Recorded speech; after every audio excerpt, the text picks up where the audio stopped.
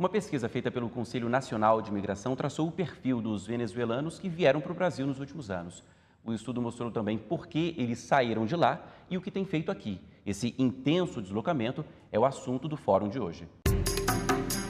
A maior parte do movimento de venezuelanos na fronteira entre os dois países é de homens, jovens e solteiros. Mais de 60% são do sexo masculino, 54% são solteiros e mais de 70% têm entre 20 e 39 anos. 2/3 imigraram para o Brasil no ano passado, mas mais da metade já tem amigos ou parentes por aqui. 1/3 deles fez faculdade ou pós-graduação. Assim mesmo, 9 de cada 10 entrevistados ganham 2 salários mínimos ou menos. Além disso, quase 80% dizem que deixaram a Venezuela por causa da crise política e econômica que o país enfrenta.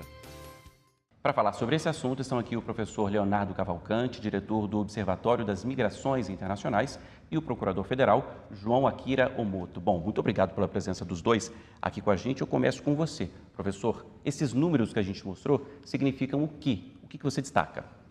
Antes de tudo, uma satisfação estar aqui no programa Fórum, parabenizar o programa Fórum por trazer esse tema para a agenda pública do programa. Também saudar o companheiro João Akira, quem eu admiro muito, tem uma sensibilidade especial pelo tema da migração. Um prazer estar aqui nesse debate com você, Akira.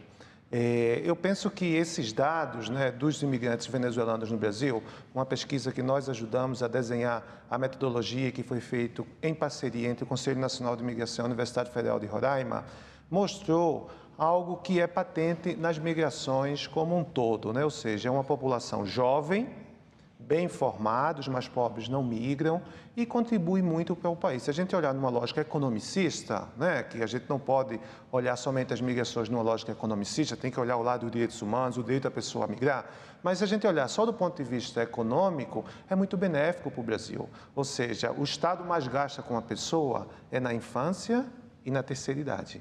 É uma população jovem, bem formada e que vem contribuir para o Brasil, para a economia e para a sociedade como um todo. Agora é que é dinâmico, o fenômeno migratório, ele é difícil de medir, ele é complexo e ele é extremamente dinâmico. Fizemos a pesquisa em 2017, ou seja, vai aumentando o número, mas a gente não tem por que se alarmar. O Brasil é tão somente o 7º destino da imigração venezuelana. Ou seja, os migrantes venezuelanos migraram principalmente para a Espanha, do outro lado do oceano, estão migrando para o Peru, entram pela Colômbia, atravessam a Colômbia, passam o Equador até chegar no Peru, a Colômbia. Ou seja, não tem motivo para a gente se alarmar. A gente precisa de políticas públicas efetivas e acompanhar esse fluxo que vem crescendo, mas não é só no Brasil que vem crescendo. Em todos os países, não tem como a gente ficar com medo, com alarme. Eu acho que o Akira tem essa percepção também, comunga dessa percepção, precisa de políticas públicas com os pés no chão para a gente atender e todos ganham aquela coisa do win-win. Todos ganhamos com isso.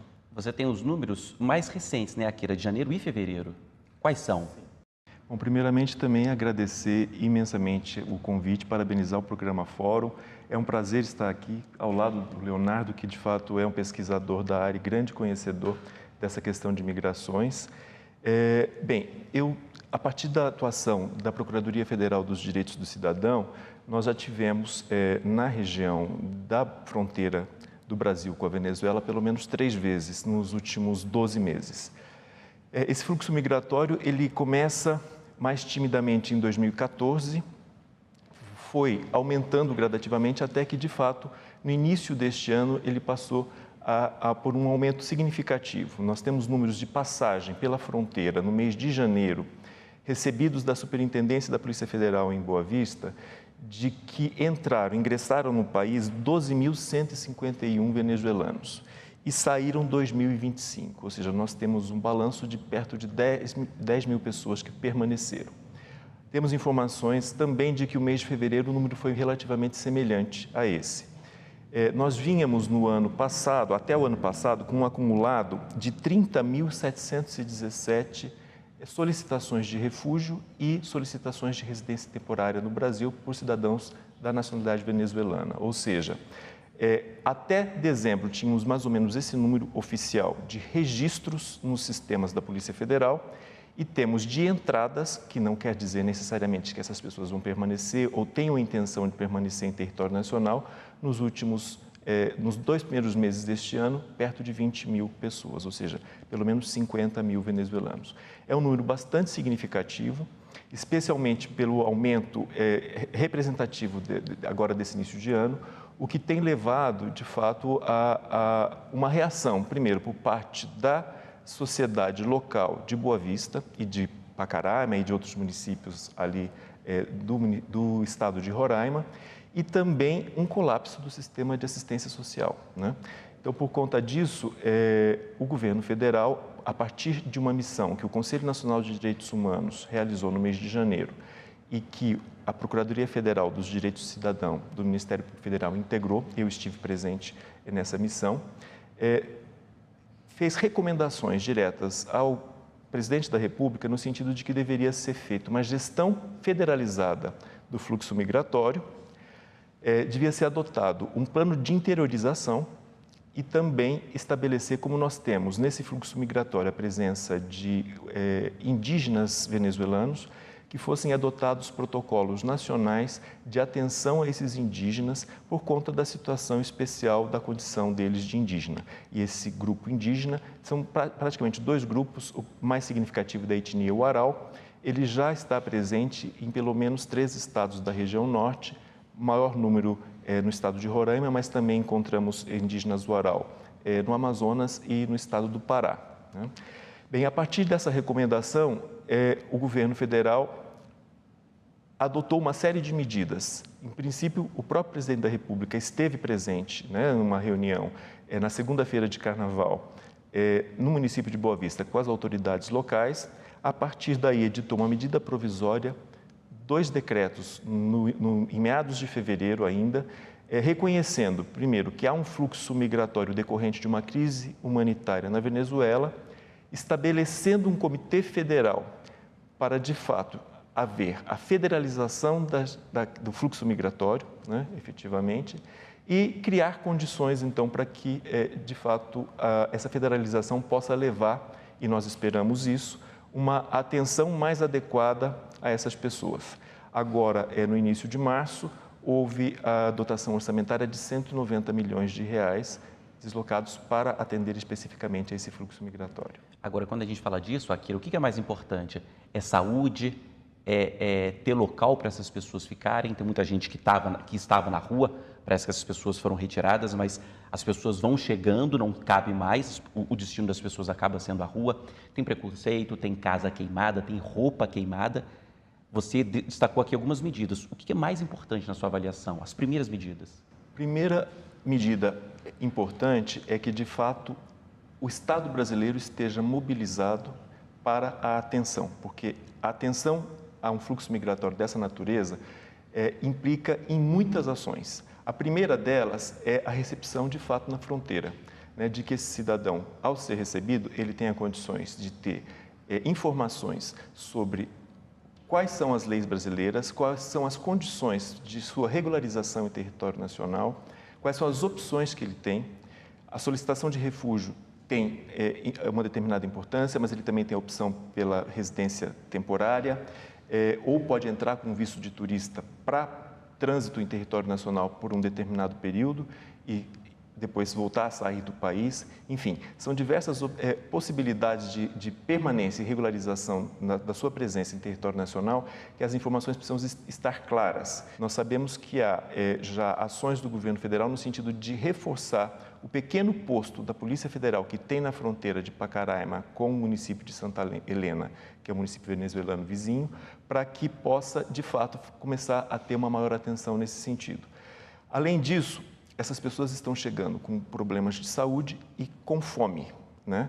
Então, é necessário ter atenção para isso. Num primeiro momento, a assistência social ela precisa funcionar. E a questão do abrigamento, né? Ganhou o noticiário nacional e internacional a presença de cidadãos venezuelanos nas ruas, morando nas ruas de Boa Vista. Então, são algumas medidas. Além disso, a atenção na área de saúde, né? E aí, obviamente, que nós estamos falando de uma atenção emergencial, mas muitos dos cidadãos venezuelanos estão vindo exatamente porque buscam tratamento de saúde no Brasil, né? evidentemente que a Constituição Federal, ao estabelecer no seu artigo 5º que não faz distinção entre nacionais e estrangeiros, possibilita e exige que, estando em território brasileiro irregularizado, o Estado brasileiro dê a atenção devida também na área de saúde a esses cidadãos. Então, assim, no primeiro momento, emergencialmente, me parece que são essas questões. A questão de regularização de documentação, assistência social emergencial, abrigamento, saúde e educação. Até falando sobre esse assunto, Leonardo, a pesquisa mostra que há muito preconceito, os venezuelanos reclamam de preconceito. Por outro lado, eles dizem que querem ficar aqui. 75% deles, dos entrevistados, dizem que querem permanecer no Brasil, que é o que o Akira falava. Que pontos são importantes? Preconceito, por exemplo. Por que o preconceito? É como se estivesse tomando o mercado de trabalho dos brasileiros? É isso que acontece geralmente? Olha, existe preconceito, mas eu penso que para combater esse preconceito, para a atenção da política pública, como o Akira colocava, né, é importante não pensar que tem o venezuelano no singular. Existe uma pluralidade de venezuelanos. O Akira colocava alguns deles, né? Tem um venezuelano indígena, tem um venezuelano que está em situação de rua, tem um venezuelano que vem com familiares aqui, ou seja, está inserido numa rede migratória e tem acesso ao mercado de trabalho. Então, não dá para a gente singularizar e dizer é o tratamento venezuelano.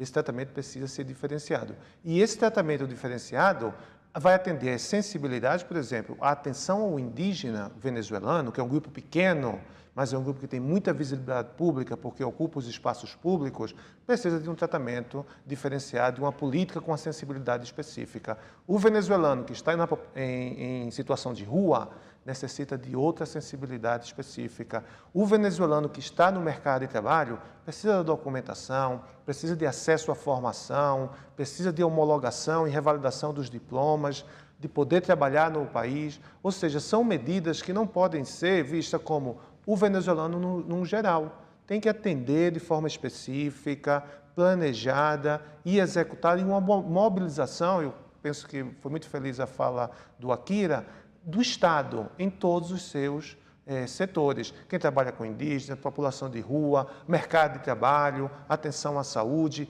Eu acho que isso é o caminho para evitar o preconceito. Isso, quantas pessoas estão, digamos, atendidas pelo Estado e com possibilidade de desempenhar as suas atividades, os indígenas muitas vezes querem também. Eles querem vender seus artesanatos, eles querem explorar o artesanato, trabalhar com isso, vender, precisa de condições, precisa do Estado. Eu acho que a política pública agora, nesse momento, é efetiva, não tem como estancar todo mundo em Roraima e em Boa Vista, ou seja, precisa de uma federalização. Se a gente compara com outros países, o número é bem menor, a gente tem o Equador que recebe muito mais que um país bem menor que o Brasil, a gente tem a Colômbia que recebe muito mais, a Espanha está recebendo muito mais, e o Brasil tem condições, tem um Estado que pode atender. Eu acho que é preciso colocar a vontade e a execução da política pública. Eu acho que esse é o caminho para eliminar todo tipo de preconceito. Vou pedir um tempinho aqui para os dois, porque o Fórum faz uma rápida pausa, mas volta num minutinho, hein? O intervalo é curto, até já.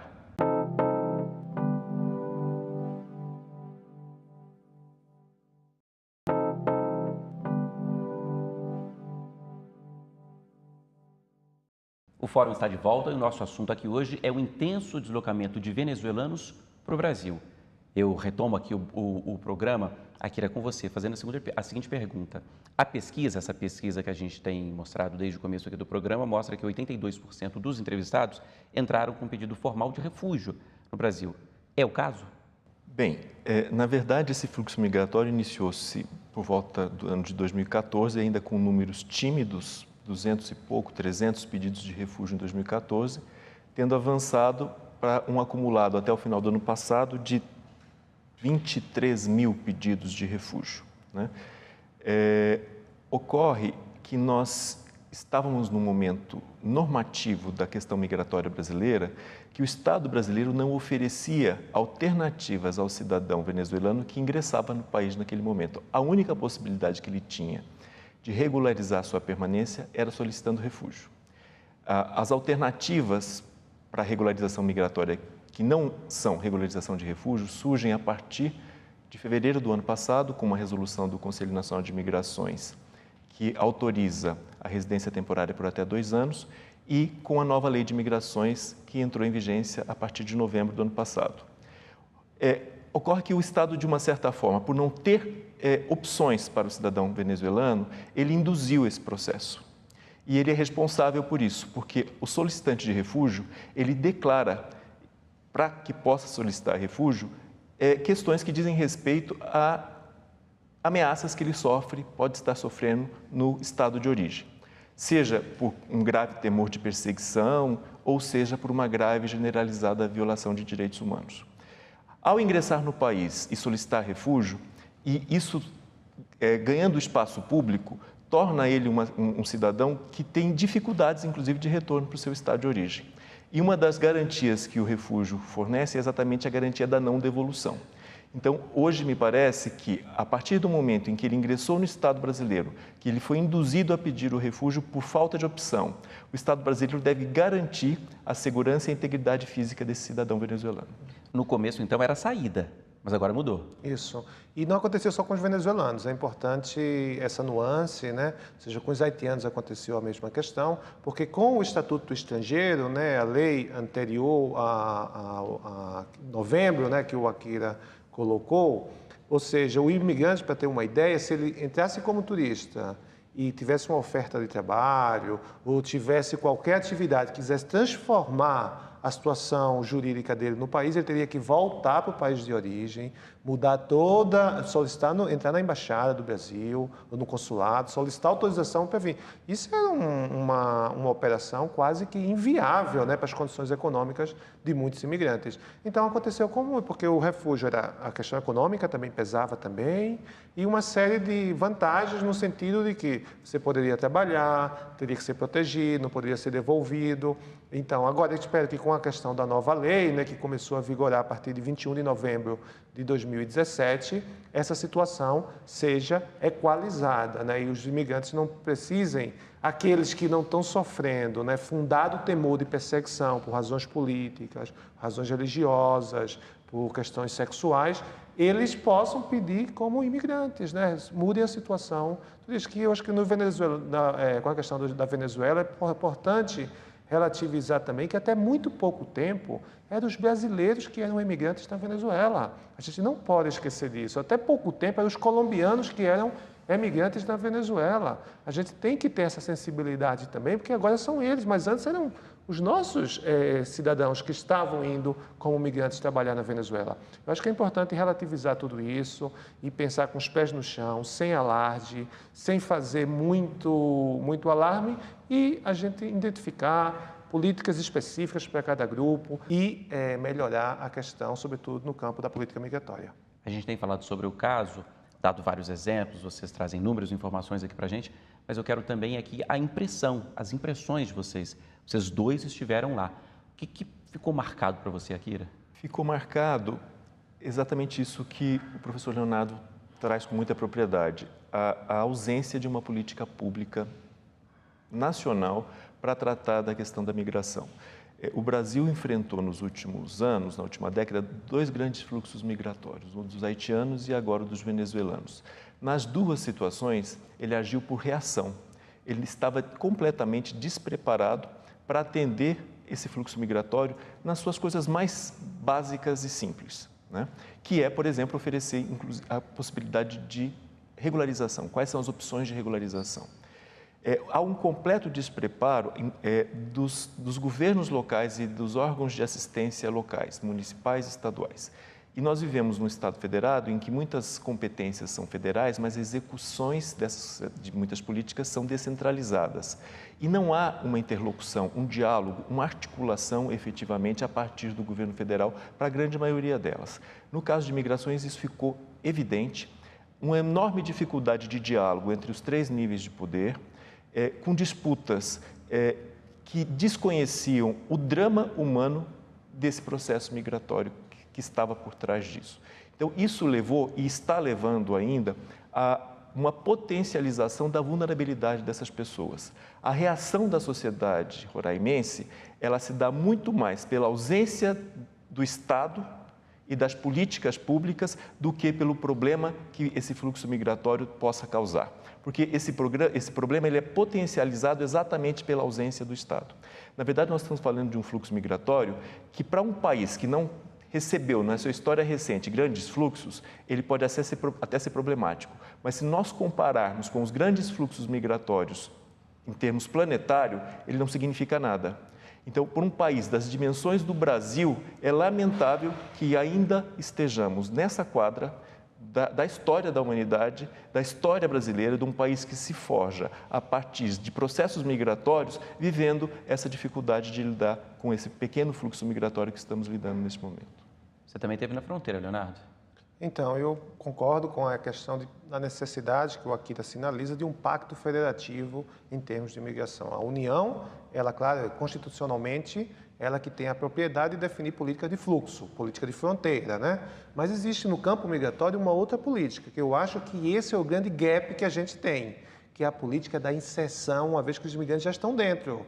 Ou seja, se a gente pensar, né, seja com a questão do refúgio, seja com a resolução do CENIG, seja com a nova lei, o Estado conseguiu dar documentação. Muitos têm documentação desses imigrantes, né? Alguns estão faltando, mas muito precário ou não, mas muitos têm a documentação. Mas a documentação não é tudo. A documentação não resolve o problema das pessoas. Assim, resolveria o problema de todos os brasileiros, né? E nos estudos migratórios a gente fala isso, que os papéis, né, a documentação não tem o poder mágico de transformar a vida das pessoas. Então, é preciso acompanhar essa entrega da documentação com essa política de inserção das pessoas. Se a gente pensar em política de fluxo, a gente conseguiu que esses imigrantes eles entram no país, solicitam refúgio. A questão é quando eles estão dentro do país. Como é que a gente vai trabalhar com esses imigrantes? E a sensação que eu tive em Boa Vista, a grande preocupação que incomodava quando eu conversava com as pessoas da localidade, pelo menos a minha perspectiva, talvez eu não sei se foi a mesma percepção do Akira, né?